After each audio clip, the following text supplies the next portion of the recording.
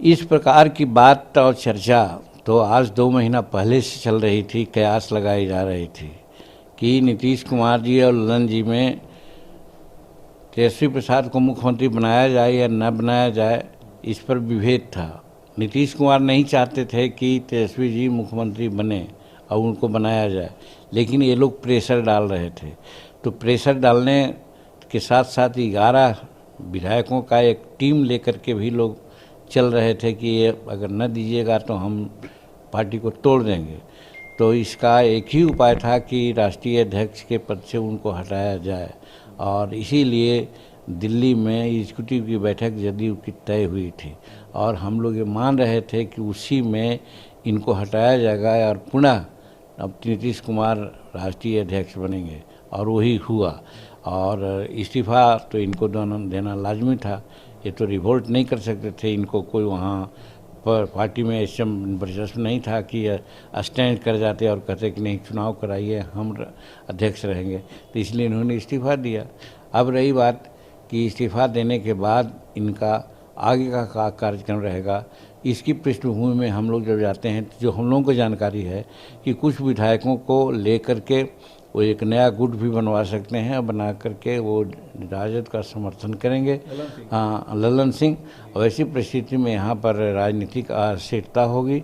इस चीज़ से निपटने के लिए नीतीश कुमार जी बहुत पहले से ही अपना ताना बाना बुने हैं, पदाधिकारियों का ट्रांसफ़र पोस्टिंग वगैरह सब कुछ कराए हैं। वो तैयार हैं कि अगर स्थिति उनके बियॉन्ड जाती नज़र आएगी तो वो राज्य लोकसभा के चुनाव के साथ साथ बिहार विधानसभा का भी चुनाव करा देंगे। तो अब ऐसे में क्या सर उम्मीद है कि नीतीश जी फिर एनडीए की तरफ आ सकते हैं?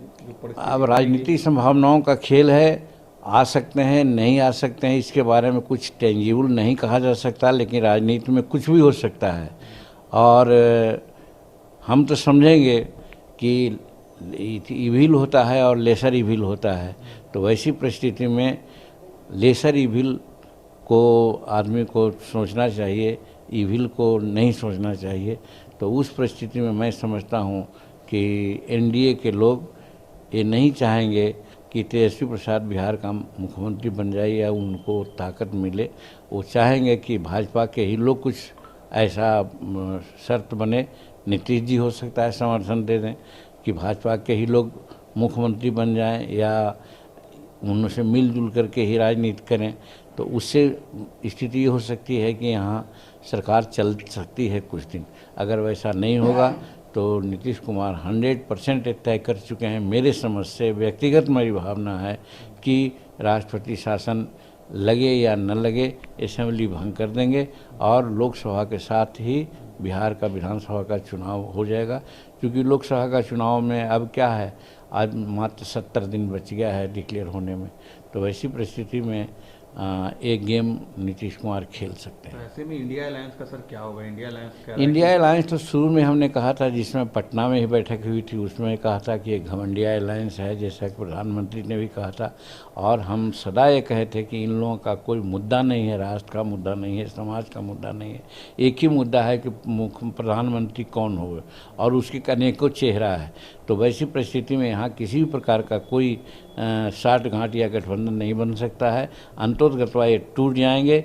वही परिस्थिति आज आ रही है। अखिलेश जी कुछ बोल रहे हैं, ममता जी कुछ बोल रही हैं, केजरीवाल साहब कुछ बोल रहे हैं, और सब लोग कुछ बोल रहे हैं। तो वैसी परिस्थिति में एनडीए जो घमंडिया गठबंधन का कोई भविष्य मेरे समझ से नहीं दिखता है। उपेंद्र कुशवाहा भी कह रहे हैं कि हम पैरवी करेंगे नीतीश जी के लिए कि एनडीए में आ जाए। आपका क्या रुख रहेगा सर नीतीश जी के लिए? देखिए, हम समझते हैं कि एनडीए मजबूत हो, एनडीए हर हालत में ऐसा हो कि यहाँ पर न नीतीश जी रहें न तेजस्वी रहें, कोई थर्ड आदमी रहे जो कि जिससे कि बिहार की जनता एक सांस ले सके। अभी इस गठबंधन में जो खास करके राजद का गठबंधन महागठबंधन है, आज बिहार की जनता करा रही है, और उसमें नीतीश कुमार जी का कोई कम योगदान नहीं है। ये जो 2005 में थे और 2010 में, वो नीतीश कुमार कहीं नहीं दिखते हैं। वैसी परिस्थिति में हर लोग यही चाहेगा कि इन दोनों से निजात मिले और हमारी एनडीए गठबंधन के नेतृत्व में यहाँ सरकार बने। और एनडीए गठबंधन का नेतृत्व नरेंद्र भाई मोदी जी कर रहे हैं, जो ठीक से राजनीति हो रही है, देश को विकास की ओर ले जा रहे हैं और हर तरह से अंतर्राष्ट्रीय स्तर पर भी हिंदुस्तान का नाम ऊंचा हो रहा है। तो बच्चे यहाँ का लोग यही समझता है कि एनडीए के नेतृत्व में सरकार बने, केंद्र में भी और राज्य में भी। यानी अब एनडीए की सरकार बनती है तो नीतीश जी चेहरा नहीं होंगे सीएम के? मैं तो यही नहीं चाहता हूँ, वो नहीं हो सकता, ऐसा परिस्थिति नहीं आएगी मेरे समझ से। ऐसे राजनीति में कुछ भी हो सकता है, लेकिन हमारा व्यक्तिगत ये अनुमान है कि पुनः बिहार में चीफ मिनिस्टर का चेहरा नीतीश कुमार एनडीए की तरफ से हो या इधर महागठबंधन की तरफ से हो, हम समझते हैं कि नहीं बन सकेंगे। जो अध्यक्ष बने हैं सर जेडीयू के, उनका मतलब नीतीश जी से दूरी हो गया, चाहे वो आरसीपी देख लें या फिर ललन सिंह देख लें, जॉर्ज साहब देख लें, उसके पहले शरद देख लें, अब नीतीश कुमार का अकेले रह गए हैं जेडीयू में जिस तरीके से। देखिए, इस मायने में हम कयास ही लगा सकते हैं कि नीतीश कुमार कूटनीतिक आदमी हैं, चाणक्य की राजनीति वो जानते हैं।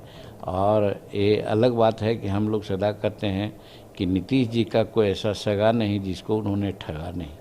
चाहे जॉर्ज फर्नांडिस हों, चाहे शरद यादव हों, चाहे वो दिग्विजय सिंह हो, सबको उन्होंने ठगा। हमको उन्होंने नहीं ठगा। हम तो समझते हैं कि भले वो समझते हो कि हमको किनारा किया, लेकिन मेरी कोई राजनीतिक कद कोई कमा हो ऐसा नहीं। उनसे अलग होने के बाद मेरा राजनीतिक कद बढ़ा ही है। इसलिए हमको उन्होंने भले कह दिया हो कि हम निकाल दिया, ठग दिया, लेकिन हमको ठग नहीं सके, क्योंकि हमारा एक अपना कार्यक्रम है। हम गरीबों के लिए बात करते हैं, सबों के लिए बात करते हैं। तो वैसी परिस्थिति में हमारा जनाधार दिनों दिन बढ़ता ही जा रहा है, घटा नहीं है। इसलिए हमको उन्होंने ठगने का काम भले मन में सोचे होंगे, लेकिन हम ठगाए नहीं हैं।